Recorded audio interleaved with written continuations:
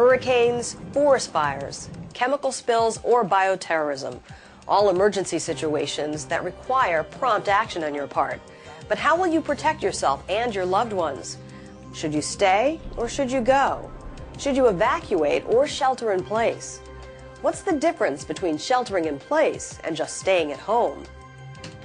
Hi, I'm Tanya, and these are crucial questions to ask.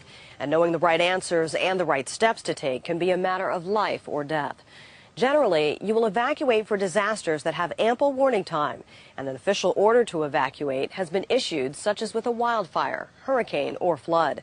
But in some disaster instances, local authorities may tell you to shelter in place. Officials say shelter in place is not the same thing as taking shelter or just staying at home in case of a storm or tornado. Sheltering in place means to take immediate cover in an interior room and sealing the room. Generally, sheltering in place only lasts a few hours. If notified by authorities to shelter in place, what do? Act quickly. Get everyone indoors and into a pre-selected interior room. Emergency situations that would cause you to shelter in place involve chemical or biological contaminations caused by industrial fires or incidents, roadway or tanker truck accidents, as well as terror threats. A shelter-in-place incident happened in Baltimore, Maryland, when a train derailed inside a tunnel, causing a dangerous chemical fire. At first, one of the things that we did consider was the possibility of a terrorist incident. There was heavy black smoke issuing from each end of the tunnel. We made a determination. Our best approach on the north side would be a shelter in place. To effectively shelter in place, you need to plan ahead, select the right room, know how to secure your home, gather your disaster supplies kit, and practice what to do. Your shelter-in-place room should be small, but big enough to fit your family and pets. Select an interior room of your home that has few or no windows, such as a large storage closet or bathroom. If told to shelter in place, secure your home before you head to your pre-selected room. How do you secure your home in a shelter-in-place situation? Simple. Just follow these steps. Close and lock all doors and windows. Turn off all fans, heating and air conditioning systems. Close any fireplace dampers and other vents. And what you're trying to do then is to seal yourself from the outside air. You're trying to keep yourself protected in the building that you're in and protect yourself from the outside elements. Now, seek refuge in your pre-selected room. Bring along your disaster supplies kit, which should include food, water, plastic sheeting, and duct tape. Bring a battery-operated radio and hardline telephone. Cellular phones may not work during an emergency due to heavy volume or network damage. Use duct tape and plastic sheeting to seal all cracks around the door and any vents in the room.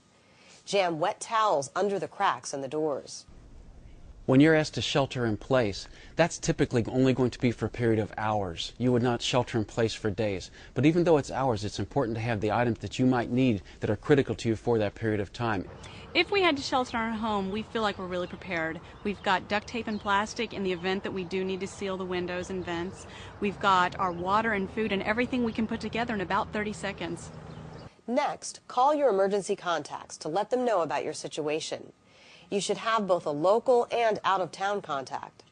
Your emergency contacts can be family or friends. Listen to the radio or television for further news or directions, or until you are told it is safe to stop sheltering in place or to evacuate. What would you do if during a shelter-in-place emergency you aren't at home? Whether at work, school, or a public building, you should go to an upper-level interior room and seal that room. Ask any visitors to shelter in place with you. More than one room may be necessary. Make sure that your schools and workplaces have emergency plans in place and familiarize yourself with them. You can also shelter in place in your car. Pull off to a safe, shady spot. Turn off the engine. Close the windows and vents and remain in your car. If you're close to home or a public building, safely drive there to shelter in place. When authorities advise you to stop sheltering, take precautions to be extra safe.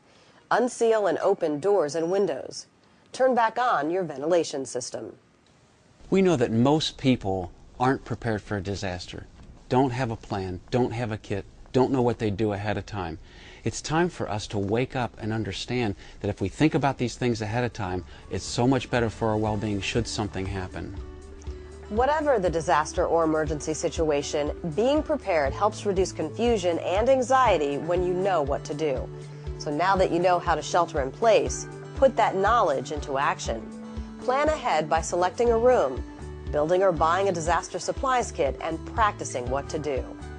For more information to effectively shelter in place, visit the American Red Cross website at www.redcross.org.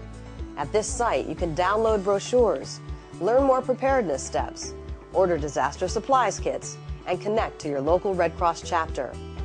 Thanks for joining me. So get out there and get prepared.